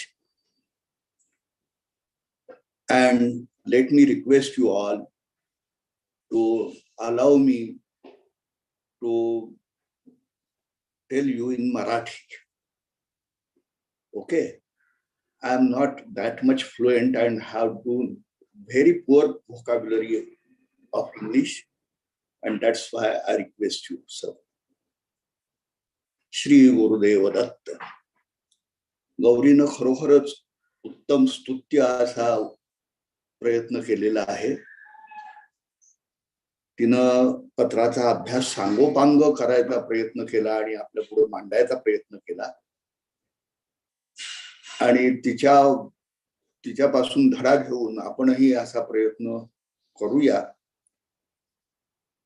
आणि तिनं आम्हाला सगळ्यांना अशा तऱ्हेनं मार्गदर्शन करावं, अशा तऱ्हेचा अभ्यास करायला, अशी मी तिला विनंती करतो. आता यामध्ये कठीण शब्दांचे अर्थ जे तिनं आपल्याला दाखवले आणि वाचून दाखवले, त्याच्यामध्ये मात्र काही ठिकाणी सुधारणा करण्याची गरज आहे. मी नंतर तिच्याशी बोलेन. पत्र अण्णांना लिहिलेलं आहे. अण्णा हे परमप्रिय असे पंत महाराजांचे अंतरंग शिष्य ज्याला म्हणता येईल अशापैकी, म्हणजे गणू अण्णा, रावजी काका आणि अण्णा ह्या तिघांना पंत महाराज अवधूत मस्त गजाचे अंकुश म्हणत होते. इतका ह्या मंडळींचा अधिकार पंत महाराजांच्या वरती होता. या पत्राची सुरुवात जी आहे त्यातली ही जी पहिली 2 वाक्य आहेत, ही काही नीट समजत नाहीत आणि त्याचा संदर्भ पुढेही त्या परिच्छेदामध्ये पहिल्या काही शब्दांनी होतो. पण घर गळी पडले. घर म्हणजे काय आहे तर राहण्याचं ठिकाण आहे. आणि ते गळी पडलं म्हणजे काय, कारण आणि त्याला उपाय नाही म्हणतात, नाईलाज आहे. घर गळी पडलं, हा नाईलाज आहे. ही व्यावहारिक एखादी घटना अण्णांच्या आयुष्यातली अण्णांनी पत्रामधनं कळवलेली आहे, त्याच्यावरती ही टिप्पणी आहे की काय, असा तर्क करावा लागतो. पण ह्या तर्काला काही आधार नाही, कारण पुढे त्यात राहावे म्हणजे काय असा प्रश्न पुन्हा पंत महाराज निर्माण करतात. व्हॉट डज दॅट मीन? किंवा घर गळी पडलं त्यात राहावं असं अण्णांनी जे म्हटलेलं आहे म्हणजे काय? कारण तू घरात आहेसच की, हा भाव आहे पंत महाराजांचा. कारण घर गळी पडले उपाय नाही, ही गंमतच आहे, मज्जा आहे ही, असं पंत महाराज म्हणतात. का मज्जा आहे? तर स्वयंसिद्ध केवळ उदास रूपच आपण केव्हाही आहोत, असं आपलं स्वरूप. आपलं घर काय आहे? आत्मस्वरूप हे आपलं घर आहे. आपण राहतो कुठं? आत्मा हा आपल्या असण्याचाच मुळी आधार आहे, आणि ह्या आत्म्याच्याच आधारानं सगळं जग आपण अनुभवतो. यत् सत्यया जगत सत्यम वगैरे वगैरे, की ज्याच्या असण्यामुळं आम्ही आहोत. आम्ही आहोत हे आम्हाला कशामुळं कळतं? आमच्या ठिकाणी असलेल्या ज्ञानामुळं. आणि हे ज्ञान जे आहे हे आम्ही अनुभवतो कशाच्या साह्यानं? अंतःकरण आणि इंद्रिय. अंतःकरण आणि इंद्रिय म्हणजे आम्ही आहोत का? देह आम्ही आहोत का? नाही. कारण मी अंतःकरणालाही जाणतो, म्हणजे त्या अंतःकरणाचाही साक्षी मी आहे. त्या अंतःकरणापेक्षा मी वेगळा आहे. आता इथला जो मी म्हणतोय मी, हा मी सोयीसाठी म्हणून वापरलेला शब्द आहे. त्या मीपणामध्ये मी असा भाव नाही. आणि हे आपण सगळेजण जाणतो की माझ्या अंतःकरणात काय चालू आहे हे मला कळतं. तर अशा तऱ्हेनं स्वयंसिद्ध केवळ आत्मरूपच, उदास रूपच आपण असता केव्हाही आहोत. आता इथं उदास रूप म्हणजे काय ते पाहून घेऊ. उदास रूप म्हणजे आम्ही उदासीन आहोत का? आम्ही खट्टू झालेले आहोत का? आम्ही नाराज आहोत का?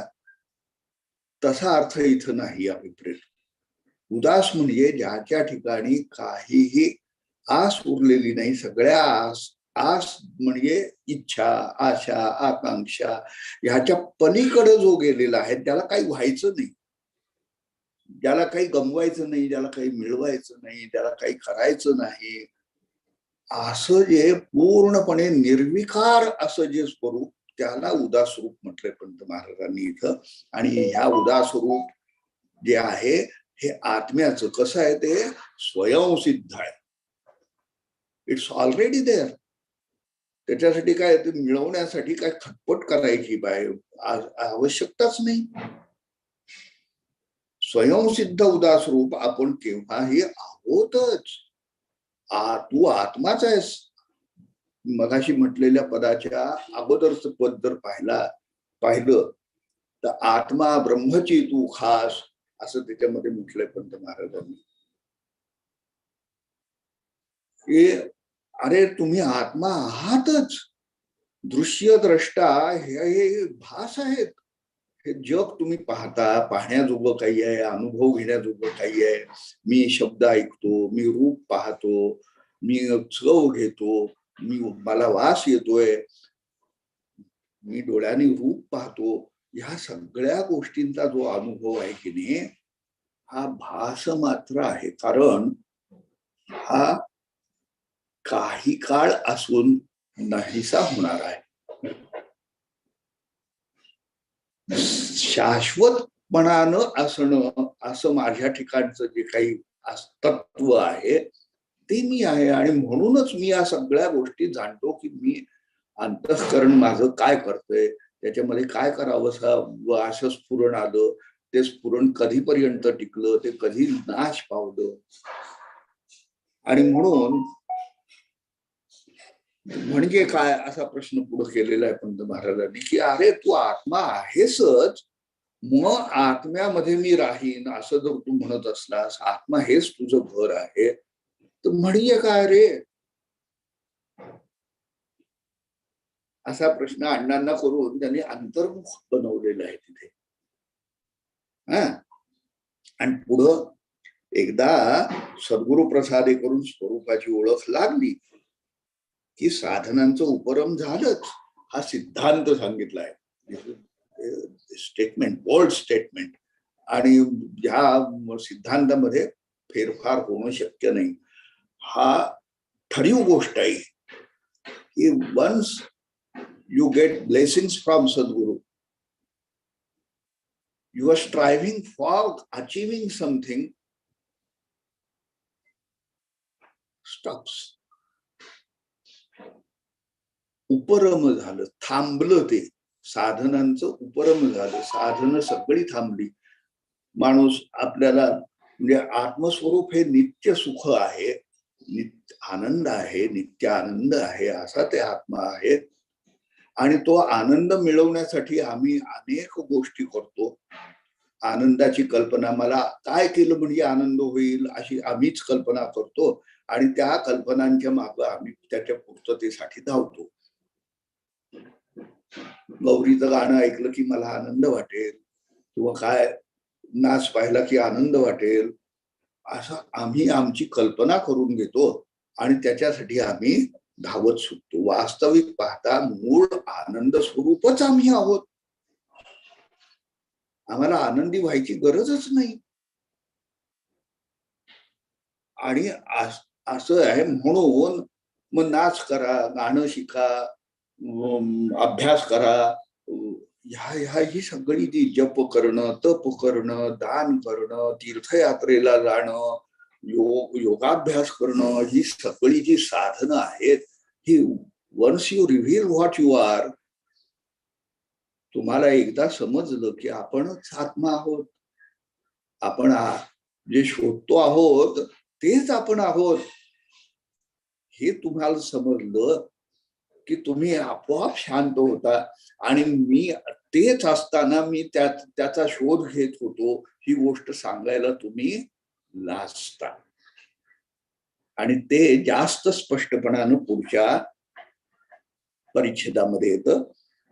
आणि म्हणून साधनांचं उपरम झालं की मग स्थिती कसली, मुंगी कसली, तिथं ही माझी स्थिती आहे असं म्हणायलाही जागा राहत नाही. किंवा मी गुंग झालेलो आहे, मला काही कळत नाही असं झालेलं आहे, मी नशा केलेली आहे असंही म्हणायला जागा राहत नाही. हा पहिला परिच्छेद झाला. आता दुसऱ्या परिच्छेदामध्ये पंत महाराज पुन्हा दुसरा सिद्धांत सांगतात की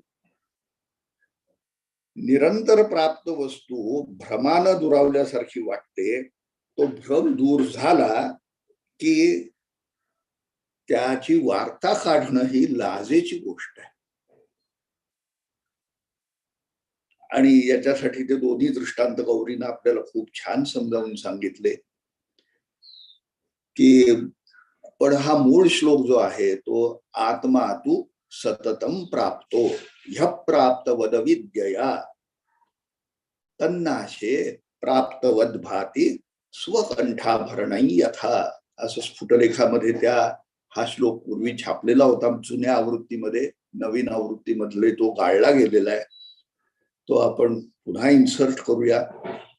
आत्मबोध नावाच्या रचनेमधला हा 43 किंवा 44 क्रमांकाचा श्लोक आहे. आणि हा खूप प्रसिद्ध श्लोक आहे की तुम्ही मुळात आहात ते कोण आहात. जसं शंकराचार्यांचा जो सिद्धांत आहे ब्रह्म सत्यम जगन्मिथ्या, त्याच्यामध्ये सत्य जर ब्रह्म असेल तर ती सत्यता जी आहे ही कालातीत आहे किंवा नाही, it's beyond time. Past, present, future ह्या कल्पना तिथं शिरतच नाहीत, त्या नाहीतच आहेत तिथे. अशाच्या आधारावरती हे जग भासतंय, हे जग आपल्याला अनुभवाला येतंय. आणि म्हणून ते क्षणिक आहे. ते उपाधीनं कोणत्या तरी आपल्याला भासतं. उपाधी कशाची? तर अंतःकरणाची उपाधी. अंतःकरण म्हणजे काय? तर आकाश आहे. आकाश कुठून आलं? आकाश अविद्येतून आलं, अज्ञानातून आलं, की मी माझं स्वरूप विसरलो. मी सत आहे, मी चित आहे, मी आनंद आहे, मी अक्रिय आहे, मी असंग आहे, निर्विकार आहे, असं जे माझं स्वरूप, त्याचा विसर पडला आणि त्यावेळेला मला भ्रम चिकटला, उपाधी चिकटली. भ्रम म्हणजे काय? तर जे जसं नाही ते तसं आहे असं वाटणं म्हणजे भ्रम. आणि ह्या भ्रमामुळं माझं मूळ स्वरूप मी जे विसरलो होतो ते, हा भ्रम दूर झाला सद्गुरु कृपेनं, की मिळालं असं वाटतं. वास्तविक पाहता ते आहेच. ब्रह्म होणं नाहीये. किंवा दुधाचं दही होतं तशापैकी आपण आपल्यात परिणाम घडून आपण ब्रह्म होतो काय? तसंही नाहीये. कारण तुम्ही भ्रमामध्ये होतात तेव्हाही ब्रह्मच होतात. भ्रम आहे असं तुम्हाला जेव्हा समजायला लागलं तेव्हाही तुम्ही ब्रह्मच आहात. भ्रम तो नाहीसा झाला तेव्हाही ब्रह्मच होतात. कसं एक छान पद आहे पंत महाराजांचं, अवस्थात्रय उल्लंघनी तूर्य स्थिती पाहिली, तेथे भेटली गुरु माऊली, तेथे देखील गुरु माऊली. जागृती स्वप्न सुषुप्ती तूर्या बुद्धीही नटली, कदापि आत्मा न शिवली. विश्व तैजस प्रज्ञाभिमानी, रज्जू सर्प भुली, स्वरूपी नाही त्रिकाळी. दोरीवर समजा भास झाला आणि साप आहे असं वाटलं, तर ती दोरीचं जे अस्तित्व आहे ते साप दिसण्याच्या अगोदर होतं किंवा नव्हतं? होतं. साप दिसत असताना ती दोरीच होती, पण आम्ही साप म्हणून घाबरलो. आणि जेव्हा आम्हाला सांगितलं गेलं त्याच्यावर प्रकाश टाकून की अरे साप नाहीये, दोरीच आहे, तेव्हा आम्हाला वाटलं हा दोरी मिळाली, दोरी मिळाली, दोरी मिळाली, साप नाहीच आहे. आणि हे होतं कधी? तर सद्गुरूंना जेव्हा प्रकाश पाडावा तेव्हा आमचा भ्रम जो आहे हा नाहीसा होतो. आणि अशा तऱ्हेनं मग आम्ही साप आहे असं मला साप दिसत होता असं सांगितलं तर काय आले का, दोरी आहे स्पष्ट आणि तुला साप कसा दिसला रे असं म्हणून लोक आपल्याला खोड्यात काढतील, म्हणून त्या गोष्टीची वाच्यताही आपण करत नाही. हा मोठा सिद्धांत पंत महाराज इथं सांगतात की लाज का वाटली पाहिजे? तर मी जर ब्रह्म होतोच तर मी ब्रह्मस्थिती आता अनुभवली असं म्हणायला मी पण कुठं वेगळं राहिलं काय? लाजच किती. सोहम म्हणणं ही लाजेची गोष्ट आहे असं पंत महाराज परागामध्ये म्हणतात एका. आणि म्हणून ते पुढं दृष्टांत देतात समजण्यासाठी की राजा होता, तो त्याची ओळख विसरला, आपण कोण आहोत हे विसरला आणि त्याला राजाला भेटायचं होतं. जेव्हा त्याला लोकांनी जाणवून दिलं की अरे राजा तूच आहेस, जे राजे पण ज्या राजाला तू शोधतोयस तोच तू आहेस असं म्हटल्यावरती आपण ते जे काही शोधत होतो ही वेडेपणाची गोष्ट आहे असं त्याच्या लक्षात येतं आणि ते सांगायला तो लाजतो. आणि अशा प्रमाणे या वेदांताची कथा आहे असं पंत महाराज तिथं टिप्पणी करतात की वेदांत शास्त्र ही कशी गोष्ट आहे की जे तुम्ही आहात ते नाही आहात असं दाखवतं आणि मग पुन्हा त्याची गाठ पडली असं दाखवतं. अध्यारोप अपवाद कल्पित माया, देशिक पद नीरजाली होई मानवा यामध्ये म्हटलंय. आपणच अध्यारोप करतो आणि आपणच त्याचा अपवाद करतो. तो आरोप केलेला जो आहे तो नाहीसा करतो. आणि ह्याप्रमाणे असं जर आहे तर मी ब्रह्म पाहिलं, मी अनुभव घेतला, अशा तऱ्हेचं महत्व मिरवायला काय आधार आहे? कोणतेही महत्व, कोणत्याही प्रकारचं महत्व घ्यायला आधार मुळीच नाही. कारण तसा महत्व घ्यायचा प्रयत्न केला की आम्हाला उपाधी येऊन चिकटते, आणि उपाधी ही नेहमी मर्यादित असते. आणि अमर्याद असं जे आत्मस्वरूप, अमर्याद असं जे ब्रह्मस्वरूप, असं जे आमचं मूळचं सद्गुरु स्वरूप, अनंत असं सद्गुरु स्वरूप, त्यालाच आम्ही बाधित करतो असं होतं जाणून. तर ही विसंगती आमच्या ठिकाणी येऊ नये म्हणून पंत महाराज स्पष्ट सांगतात, कोणत्याही प्रकारचं महत्व घेण्यास आधार मुळीच नाही. आणि म्हणून अवधूत म्हणजे महत्व टाकलेला असे उद्गार पंत महाराजांचे आपल्याला परागामधनं पाहायला मिळतात. महत्व टाकलेला म्हणजे महत्व कशाच्या मुळे घेतो आपण? काहीतरी विशेषण आपण कल्पना करतो की सुधीर खूप शिकलेला आहे बरं का, सुधीर खूप विचारी आहे, सुधीर खूप ज्ञानी आहे. आणि मग हे विचार करणारा, ज्ञानी वगैरे वगैरे ह्या सगळ्या उपाधी त्याला चिकटल्या. सुधीर कोण आहे? कोणीच नाहीये. त्याला अमुक एक असं म्हणायला काही आधारच नाही. आणि असं असताना तो जर महत्व घ्यायला पाहत असेल तर ते महत्व घेणं म्हणजे स्वरूपापासून दुरावणं आहे. हाही सिद्धांत तिसऱ्या परिच्छेदामधला झाला. त्याच्यानंतर अत्यंत पुढची महत्वाची गोष्ट सांगितली आहे पंत महाराजांनी की संग निसंग, उदास अनुदास, भान अभान, अशासारखी जी द्वंद्व अनुभवाला येतात या जगामध्ये, सृष्टीमध्ये, ही काय आहेत? एक तर प्रवृत्तीपर आहेत किंवा निवृत्तीपर आहेत. आणि प्रवृत्तीची स्थिती आहेत किंवा निवृत्तीची स्थिती आहेत. आणि ह्या प्रवृत्ती निवृत्ती काय आहेत? या वृत्तीच्या आहेत. त्याच्यात वृत्ती म्हणजे अंतःकरणाची धाव, वर्तने, वर्तते ती वृत्ती, असते ती वृत्ती, काहीतरी कशाकडं तरी अंतःकरणाची ओढ असणं म्हणजे वृत्ती. वृत्तयः पंचतयः क्लिष्टा क्लिष्टाश्च असं पतंजली ऋषी योगसूत्रांमध्ये म्हणतात. इथं आणि योगश्चित्तवृत्ती निरोध हा योगशास्त्राचा पायाच मुळी वृत्ती निरोधावरती आधारलेला आहे. या वृत्तींना बांध घालणं म्हणजे योग, अशी व्याख्या पतंजली ऋषी करतात.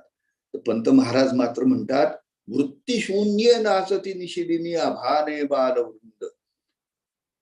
पंत महाराजांच्या पोरांची हा वृत्ती लय झालेल्या आहेत, त्या लीन झालेल्या आहेत. वृत्तीच उरलेली नाही. आम्हाला काहीही व्हायचंच नाहीये, काहीही गमवायचं नाहीये, काही मिळवायचं नाहीये. आणि म्हणून हे जी द्वंद्व सगळी जी अनुभवाला येतात, ही अंतःकरणाच्या वृत्तींचा खेळ आहे. आणि अंतःकरणाच्या वृत्तींचा खेळ हा अनुभवाला कसा येतो? त्याचा साक्षीपणा कशामुळे येतो? तर स्वस्वरूपामुळं. स्वस्वरूप हे सगळ्याच साक्षीभूत आहे, सगळं जाणणारं आहे. म्हणून स्वस्वरूप हे वृत्ती प्रकाशक आहे, असा सिद्धांत इथं पंत महाराज स्पष्ट करतात. आणि वृत्ती प्रकाशक आहे याच्यासाठी त्या गौरीताईंनी आणि आबांनी सुद्धा मृत्युदय स्थिती लय प्रकाशक सद्गुरु बालमुकुंद या पदाचा उल्लेख केला. अगदी योग्य आहे तो. आणि म्हणून या वृत्ती उठल्या, निमल्या किंवा वाहत राहिल्या तरीही त्यामुळं आमच्या स्वरूपाला बाध येत नाही, हे सांगण्यासाठी उठोत बापुड्या असं म्हणून चिदविलास लहरीची गंमत पाहायला खर्च पडत नाही.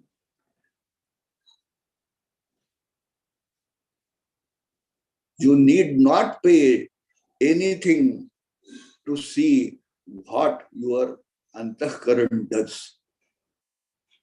या अंतःकरणाचे तुम्ही केव्हाही साक्षी आहातच. फक्त त्यात गुंतून जाऊ नका. त्यात आपलं जे मूळचं आधार असलेलं स्वरूप आहे त्याची ओळख विसरू नका. त्याची ओळख न विसरता तुमच्या अंतःकरणावर कितीही वृत्ती उठल्या तरी तो चैतन्याचा विलास आहे, तो चैतन्य सागरातला खेळ आहे. ह्या भूमिकेवरती, चिद्विलासाच्या भूमिकेवरती अण्णांना पंत महाराज नेतात आणि त्याप्रमाणे आपल्यालाही जायचंय हे लक्षात ठेवा. चिद्विलास लहरी असं जे म्हटलंय त्याची फोड गौरीनं करायचा प्रयत्न केला, पण इथं चिद्विलासाविषयी थोडस सांगावं असं वाटतं की चिद्विलास ही जी संकल्पना आहे त्याच्यामध्ये भाग असा आहे की जग आणि ब्रह्म ह्यातलं जे रिलेशन आहे ते जग हा भ्रम आणि ब्रह्म हा त्याचा आधार असा तत्वज्ञानी लोक आपल्याला उपदेश करीत असतात. आणि जग हा भ्रम आहे तर ब्रह्माच्या आधारावरती जग हा भ्रम कसा झाला याच्यासाठी दृष्टांत देतात. तो रज्जू सर्पाचा देतात, म्हणजे दोरीवर साप भासतो, शिंपलीवरती चांदी दिसते, सूर्यकिरणांवरती मृगजळ दिसतं, भिंतीवरती चित्र दिसतं, अशा तऱ्हेचे किंवा सोन्याचे दागिने जसे होतात तसं. आणि अशा सगळ्या या प्रकारांमध्ये मूळ ब्रह्माचे जे लक्षण आहेत, ब्रह्माचं जे स्वरूप स्वभाव लक्षण जे आहे सच्चित आनंद, हे त्याच्यावर भासणाऱ्या भ्रमामध्ये जगामध्ये कधी अनुभवाला येतं, कधी अनुभवाला येत नाही. तर असं काही आहे का? ब्रह्म काही वेगळं झालं का जग होऊन? तर वेगळं ते झालेलं नाही, त्याचा स्वभाव कधीही झाकला गेलेला नाही. हे ज्या मतानं सांगितलं जातं, हे ज्या युक्तीनं सांगितलं जातं त्याला चिद्विलास म्हणतात.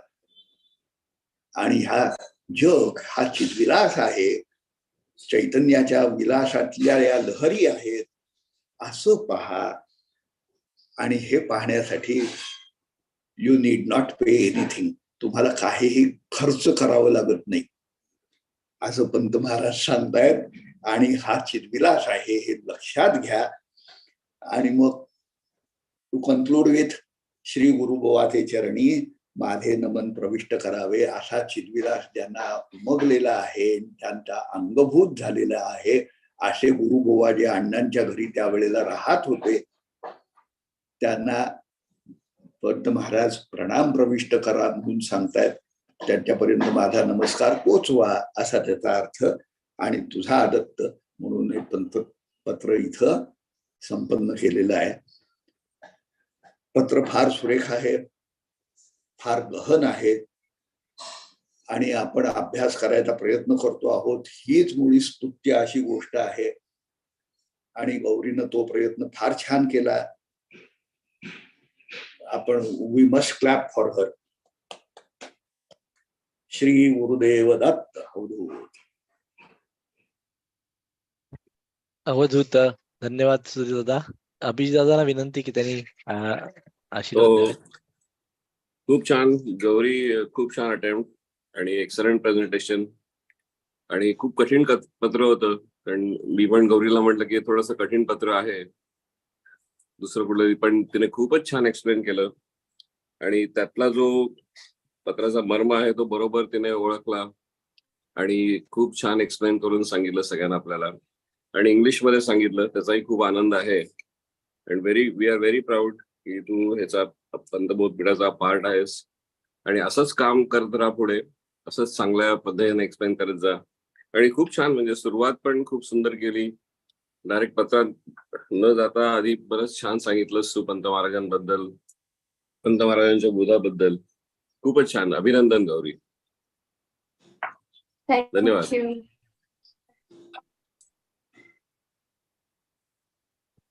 धन्यवाद अभिजित दादा.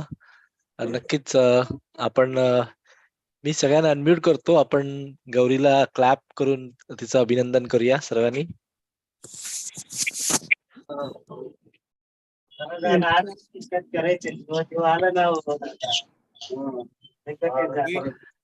गौरी खूप खूप अभिनंदन. थँक्यू. बोलतो पेजरीवर. अभिनंदन. तू आता हे पत्राचं Thank विवेचन जे you. केलेलं आहेस गौरी, गौरी खूप खूप अभिनंदन. हो थँक्यू. पत्राचं विवेचन जे केलेलं आहेस इंग्लिश मधनं, तर ते आर्टिकल तू आपल्या क्वार्टरली जे मॅगझिन आपलं प्रिलिमिनरी त्रैमासिक जे आपलं होतं, तर त्याला तू पाठवून दे. हो सर. ईमेल आय डी याच्यावर टाकतो आत्ता. त्या ईमेल आय वर तू तुझं इंग्रजी मधलं पूर्ण आर्टिकल खूप छान तू प्रेझेंट केलेलं आहेस. तुला आणखीन त्याच्यामध्ये वाढवता येईल, एक्सप्लेन करता येईल चांगल्या पद्धतीने बेटर.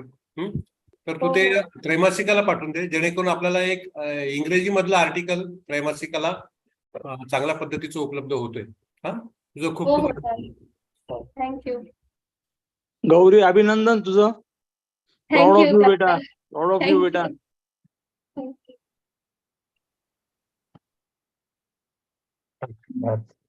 धन्यवाद. आपण गौरी आता अभिनंदन तुझं. थँक्यू. गौरीचं अभिनंदन. आणि आपण अशी अभिदादा जसं म्हणाले, आपण तिला विनंती करूया की आजची पिढी जी आहे ती इंग्रजी माध्यमामध्ये शिकणारी आहे आणि त्यांना सुद्धा पंत महाराजांचा बोध कळावा, त्याचा अभ्यास करता यावा, याच्यासाठी तिने जी सुरुवात केलेली आहे बोधपीठातर्फे, त्याबद्दल तिचं अभिनंदन. त्याबद्दलचं अभिनंदन. आता गौरीला विनंती की तिने आरती घ्यावी. तुला जी आवडेल ती आरती म्हण गौरी. हो चालेल.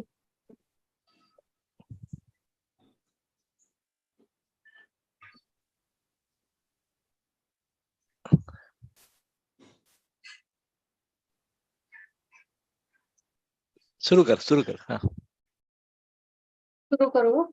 हो.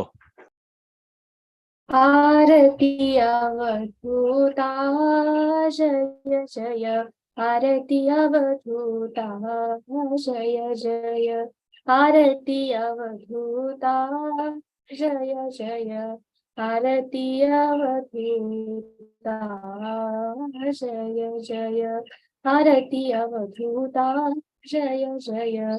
आरती अवधूता जय जय.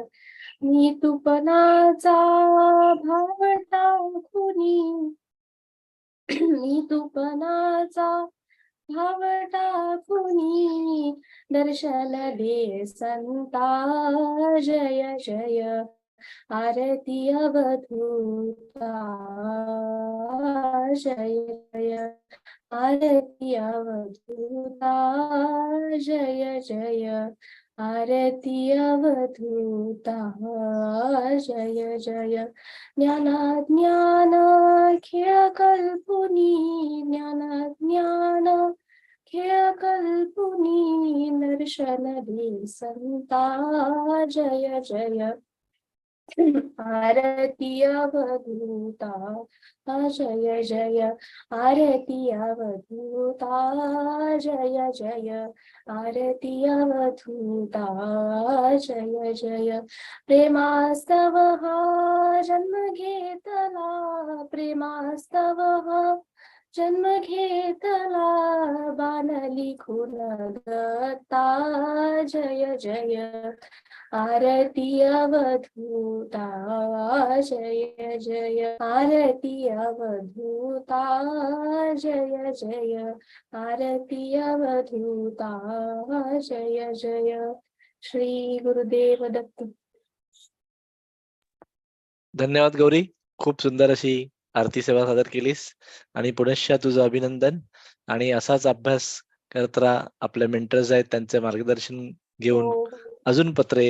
आजचं कठीण पत्र होतं. अण्णांची सर्व पत्र एका वेगळ्या पातळीवरची असतात, पण तू खूप सुंदर प्रयत्न केलास आणि अशीच अजून दुसरी ही पत्र आहेत ती निवडून तू अभ्यास करशील. आणि इंग्रजी माध्यमामध्ये जे शिकणारी मंडळी आहेत, मुलं आहेत, त्यांना त्याचा नक्कीच उपयोग होईल आणि आम्हालाही होईल. आजचा कार्यक्रम आपण इथेच थांबवूया. आपण सर्वांनी जय दत्त गुरु म्हणून थांबूया. जय जय दत्तगुरु. दत्तगुरु. जय दत्तगुरु. जय दत्तगुरु.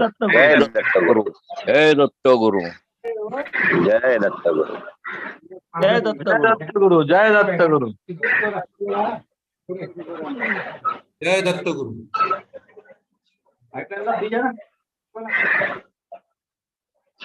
जय दत्तगुरु.